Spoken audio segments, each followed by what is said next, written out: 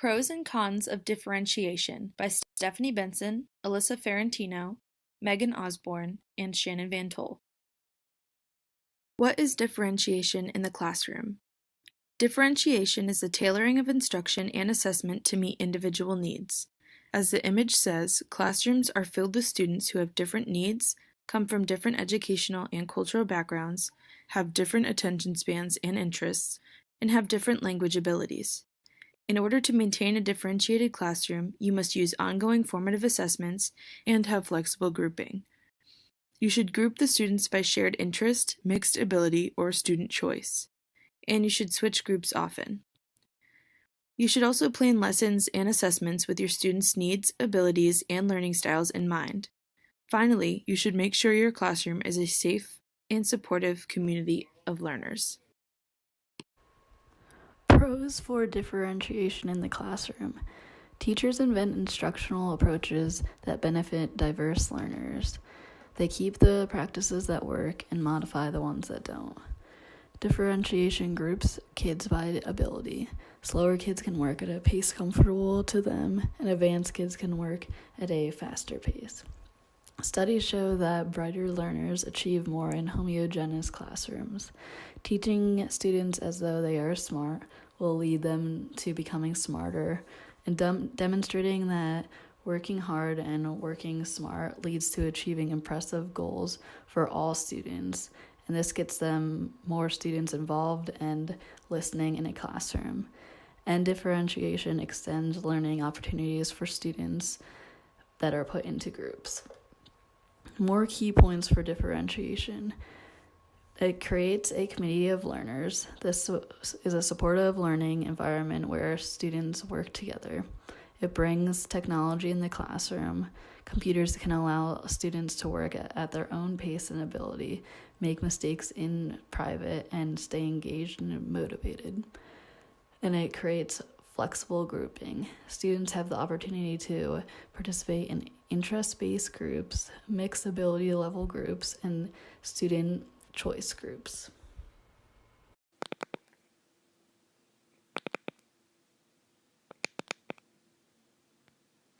Although differentiation sounds good in retrospect, there are some difficult aspects.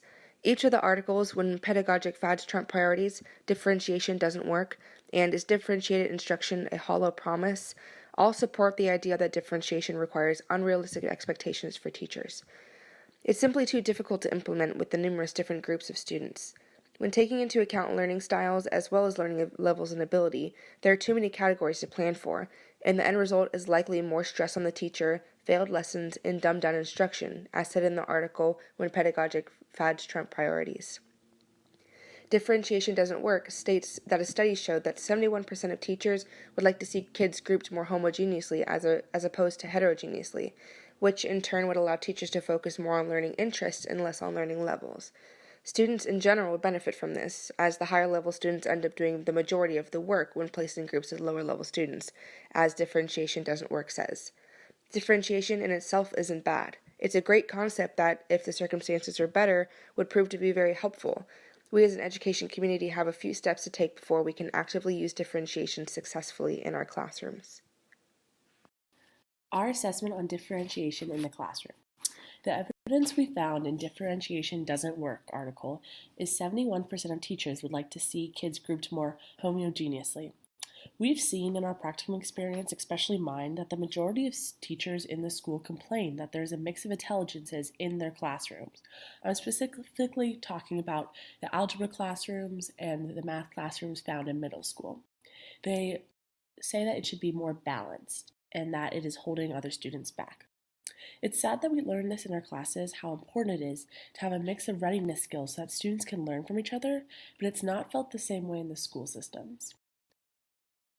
Another assessment that we found was extending learning opportunities to students who are put into groups. We really agreed with this statement because by grouping students up with a mix of higher readiness skills and lower readiness skills, they can learn from each other. Differentiation can greatly affect higher students just as much as lower ones. Students with a higher readiness skill set can become bored and often agitated in a traditional classroom setting. These students who are usually smarter or feel like they know better tend to act out too and can be labeled the bad children in class, which is really unfortunate. But with differentiation, the teachers can base the activities off of their intelligence. This allows students to be pushed and encouraged to extend their critical thinking while staying on content.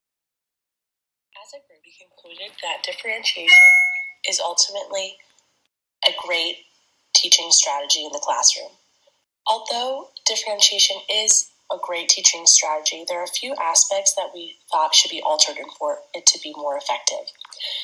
The ideas of creating lessons that are centered around different types of students in the classroom was a great idea, but we all agreed that classrooms grouped more homogeneously mixed with less of a variety of students in the classroom might make it more doable for teachers. We felt that kids that are put in groups based on ability will feel more comfortable learning around kids with the same abilities. The lower kids will go on a pace that helps them succeed, while the more advanced kids will learn at a pace that challenges them more. With these fixes likely not happening anytime soon, it is important that teachers start slow when differentiating lessons to ensure that they are differentiating well and do not get overwhelmed.